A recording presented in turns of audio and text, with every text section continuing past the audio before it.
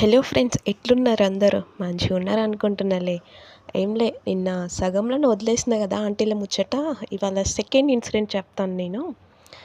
Second incident ఏంటంటే, like ఇప్పుడు ఈ లక్కీ ఆంటీ కంటే ఇంకో ఫ్రెండ్ ఉంటుందంట. ఆ ఆంటీ పేరు సపోజ్ మనం ఏం పెడదాం, ఓ లవ్లీ ఆంటీ అనుకుందాం. ఆ ఆంటీ అంట వేరే వాళ్ళతో వాకింగ్కి వెళ్తుందంట యూజువల్గా. బట్ వచ్చి లక్కీ ఆంటీని అడిగిందంట, లైక్ నేను మీతో వాకింగ్కి రావచ్చా అని అడిగిందంట.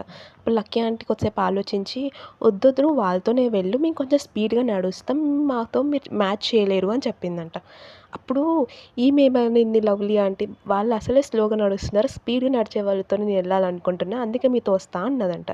బట్ ఈమె కొద్దిసేపు ఆలోచించి వద్దు అని అనిందంట. ఇది లడ్డు ఆంటీకి చెప్తుంటే లడ్డు ఆంటీ ఎందుకు వద్దన్నావు అని అడిగితే, ఆమె మొత్తం ఊరు ముచ్చట్లు అన్నీ చెప్తుంది, మన ముచ్చట కాకుండా మంది ముచ్చట్లు ఎక్కువ ఉంటాయి అని అట్లా చెప్తుంది.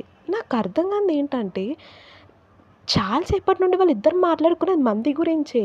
వాళ్ళకి ఇంత రెంట్ కట్టాలి, ఇంత ఉంటాయి, ఇన్ని అప్పులు ఉన్నాయి, వాళ్ళాయన ఏం చేస్తున్నాడు, వీళ్ళాయన ఏం చేస్తున్నాడు, వీళ్ళు ఎక్కడికి పోతున్నారు, వాళ్ళు ఎక్కడికి పోతున్నారు, ఏం చేస్తున్నారు, ఎట్లున్నారు, ఏం తింటున్నారు, గివ్వే ముచ్చట్లు.